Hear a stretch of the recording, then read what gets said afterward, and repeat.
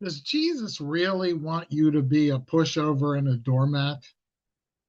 We're finishing up uh, Matthew chapter 5 today. I don't know where we'll go next week, but this is a long, and I'm putting these two paragraphs together.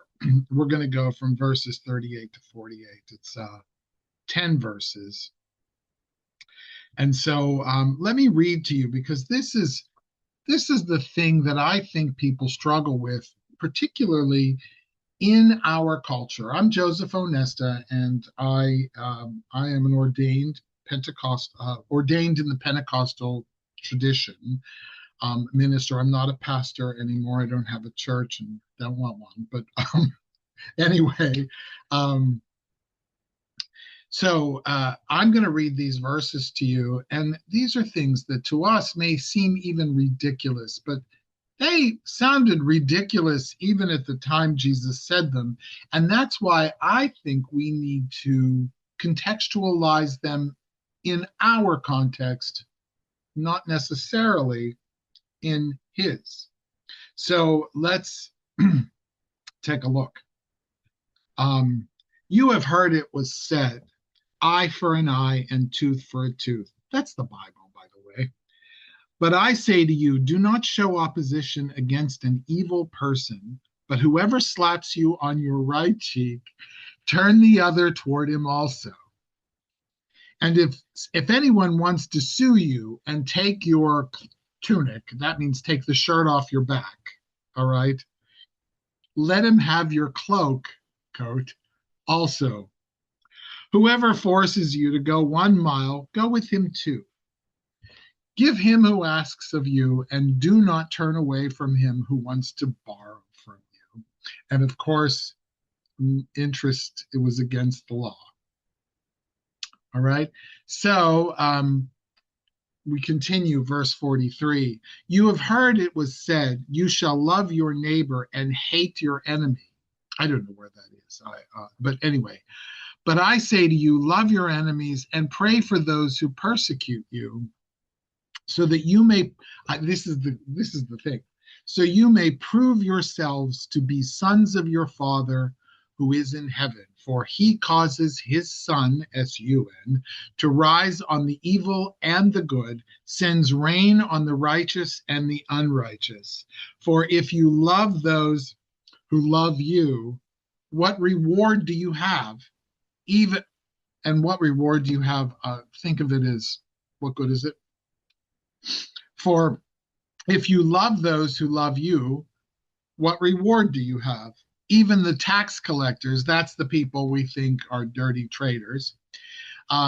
Even the tax collectors, do they not do the same?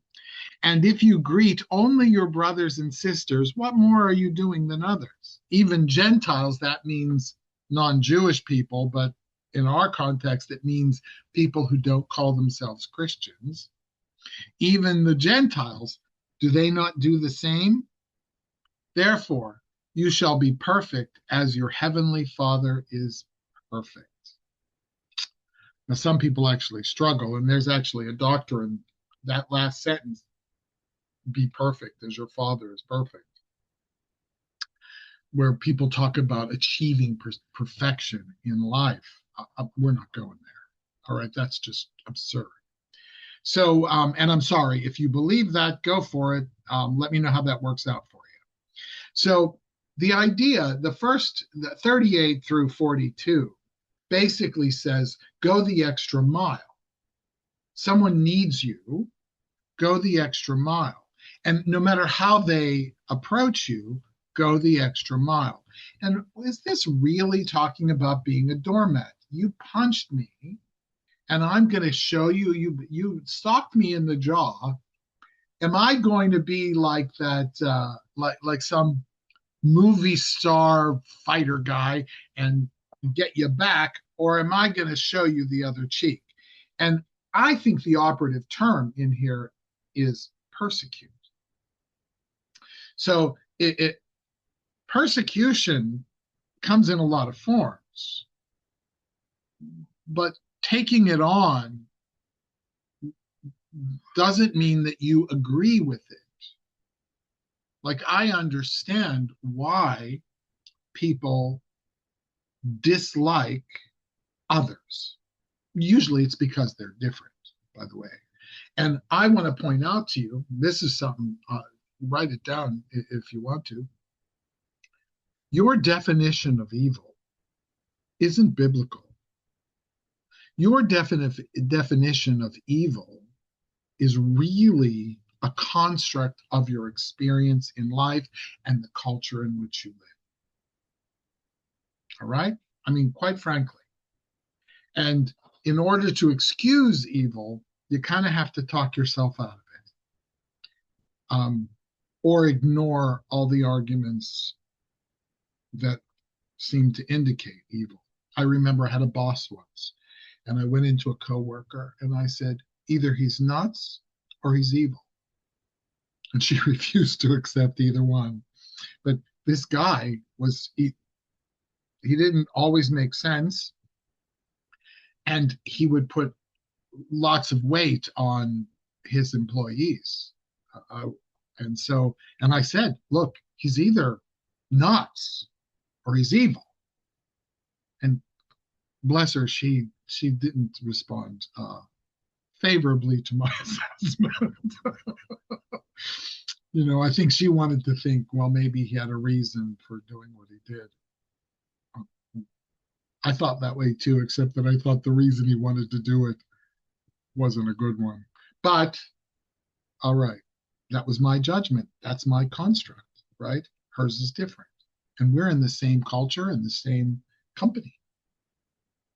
So your idea of evil is a construct. It's something that you have defined for yourself. And maybe that's not adequate. All right. So now the idea that you love your neighbor and your enemies, like, how do you feel around someone that you think is your enemy? And, it goes on to use this with Jews and Gentiles, right? But it's really all about that construct of who is your enemy. And the word enemy, by the way, is a depersonalization. An enemy, you can, if you're a soldier, you don't kill that guy who's fighting for his country across the battlefield. You kill an enemy, right? And the whole thing is a reduction to numbers. How many people can we afford to lose? In World War II, the Soviet Union had so many people. They used them like fodder. Germany tried the same thing, except that they didn't have as many people as the Soviet Union, and so they got down to basically children defending Berlin. So it's like people are reduced to numbers. They're not people anymore. And there's this amazing experiment called the Stanford Prison Experiment. You can look it up, where they took people and put them in a situation where some became very cruel and some became very disturbed. Oh, they all were disturbed. But anyway, you can look it up. Stanford Prison Experiment. It's kind of creepy. But the idea is, if you're behaving in a way that is part of your humanity, right? You don't like me, you punch me, I want to punch you back. Or you are abusing me, I wish catastrophe upon you. Instead of seeing this person as a person who's basically messed up, and messed up according to your decision, your definition. This country that we live in has been divided. And, the people, and I'm talking about political division. And it doesn't anymore doesn't exactly follow party lines. But there are a group of people who say there's nothing wrong here. There's nothing wrong, despite there being things that are wrong. There are other people who say everything is wrong here. Everything. It all has to stop. We need to change that. So the idea is if I treat everyone equally with equitably, if I treat them equitably, then I'm kind of like God, right? I'm going to make provision. I'm behaving like God, not becoming a God myself. Don't freak out. But I am treating people equitably, like a shorter person might need a step ladder, whereas an exceptionally tall person has no need of that. That's equitable treatment. Equal treatment means everybody gets the same thing: tall, short, step ladder, or none. Okay, so it's not equal, it's equitable because we're all different. But the idea that God, when the sun comes up, it shines on everybody. It shines on everybody. And that's why in wars, everybody thinks they're right. Everybody who believes in God, if they win, they believe God was on their side. But you never really hear people who lose. Like right now, I hate to say it, but the war in Iran, we're losing it. And you might not like my saying that, but we've used up a whole bunch of bombs, which is kind of an excuse to pay someone to make more. I hate to say it. Kickbacks. All right, anyway. But at the same time, this little country, and we watched this happen in Ukraine. That little country is standing up to a behemoth and basically winning. This is kind of amazing. I mean, they're still struggling. It's too long. But they've held up this long. That's amazing. So here's the thing. If I treat everybody equitably, then I'm acting like God. The sun comes up, it shines on me and you, right? When it rains on me and you. All right. Some of us have umbrellas and some of us don't. But all right, we're all going to get wet. And I think it's very interesting that I don't really believe that Jesus is telling us to be doormats. But what he's telling us is the way you think about other people, not enemies, not distinguishing between brothers and sisters and neighbors. And there's a strong argument for there being no distinction between brothers and sisters and neighbors.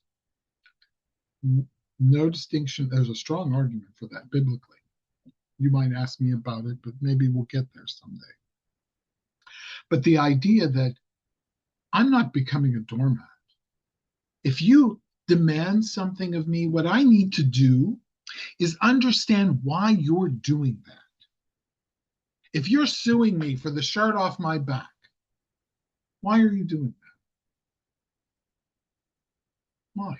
Is it because you need my shirt? And if it is because you need my shirt, here's a coat to go with it. If you need it. If you're doing it to hurt me, I don't know. But I will forgive you.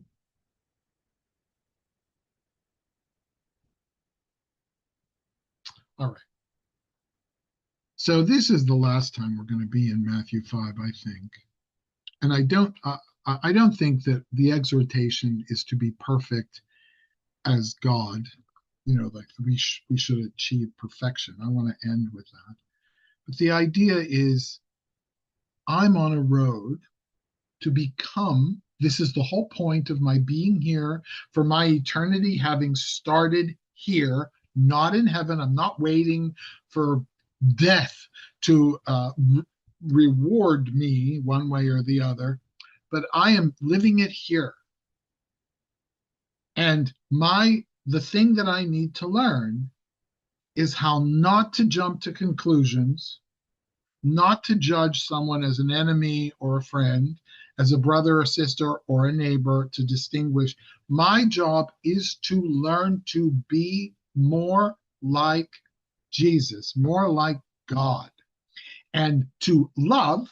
Jesus is speaking these words, so he's not saying be more like me. He's saying be more like your Father in heaven, which is amazing for him to say that because he's saying you are a child of God. Today, we're not so troubled by that. But if I say I am a son of God, people get a little nervous because they think I'm trying to be Jesus. Understand, it's about love, respect, and tolerance, understanding for where someone is, and understanding that just as their perceptions have created these definitions of evil and good in their mind, it's their definition. You have yours.